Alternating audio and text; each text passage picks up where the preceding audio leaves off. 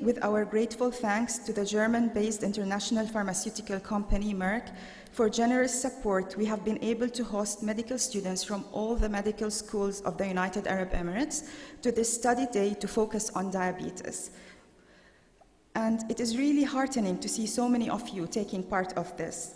So, whatever branch of medical practice you will eventually choose, it is important that you understand diabetes so that you will help the patients that you see, as well as understanding the complications of this disease. Merck is the oldest pharmaceutical and chemical company in the world, established 1668.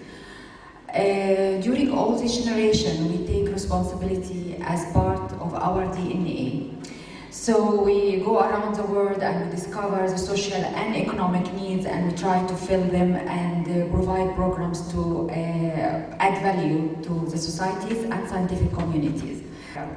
When I went to Africa, I found that people dies from diabetes and hypertension and actually survive HIV and hepatitis. So it was really, the whole healthcare sector was focusing on infectious diseases. So we start to move and lead the way to actually involve diabetes and non-communicable disease in the national strategy. We started with this program. The main objective of the program is to build healthcare capacities in diabetes and hypertension, and also raise awareness, community awareness about diabetes early detection and prevention. It's a real pleasure to be here with you this morning. I think we should extend our gratitude to Merck. I think this is a really great initiative, and we should really thank Merck for providing us with this opportunity to discuss the major challenge of diabetes. So I'd like to thank the organisers. It's important just to remember that diabetes is increasing in prevalence. And part of the reason for that is that man is evolving. Okay? And increasingly, we have this burden of obesity. And the more obese we are, the greater the risk of diabetes there is. And as we heard from our chairman, there is a huge increase in prevalence of diabetes globally. In 2002,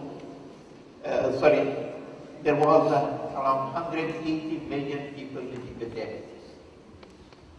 And they predicted that 2020, that is 20 years later, the number of people with diabetes will reach to 300. But just now, Professor Evans showed us that in 2011, there were 360 million people with diabetes. So that was not 220, it was 211. Only after 10 years, we reached that number and even more. And then in 2011, it was predicted that in 2030, we will reach 550 million people with diabetes. But we are today in 2015, and we have already reached 415 million. So definitely we have more and more patients in 2030. Few words about monogenic. My colleague Mark mentioned the monogenic diabetes syndrome. It's similar in diagnosis, but the points that Mark mentioned was very important. Within 6 months, if somebody within 6 months have diabetes, you have really to think about monogenic diabetes, genetic, strong genetic. The other point that Mark mentioned, and I have to add also type 2, they can be MODY, for example, maturity onset, can be confused not only with type 1 actually, with type 2, especially nowadays. We have young people who have type 2 because of the obesity. So you think it's type 2, you think it's type 1, if they don't have the features, then you better think about MODY, okay? Especially if they have very strong family history. In chronic disease management, we are not relying on self-management. It means I'm a physician, I'm the one who is going to treat my patient. It is a team approach and multidisciplinary team approach which will lead to the best results in management. Again, informed, activated patient. Your patient has to be informed and interactive with you in order to manage his disease away from the physician or the health team providers when they are not there. We will see that diabetes is a chronic disease and it's going to affect every part of our body, from the brain to the feet. everywhere is going to be affected with diabetes. There is a high prevalence of blindness secondary to diabetes, kidney disease, nerve damage, cardiovascular disease, stroke, heart attacks, loss of circulation in the arms and the legs, which will lead into amputations.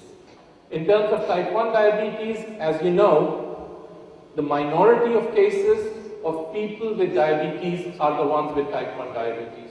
You all agree with me, right? Majority of people that we see are those who have type 2 diabetes.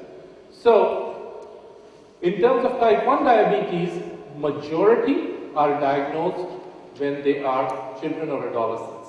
That is why, in the years past, it used to be called juvenile onset diabetes, right? And type 2 was called adult onset diabetes. But that differentiation is now gone because you still have a certain percentage of people who are going to be diagnosed with type 1 diabetes much later in life. They may be even in their 70s or 80s. Okay? So, we should never rule out the possibility of type 1 diabetes if the person is above 18 or 30 or 40 or even 70. Please keep that in mind.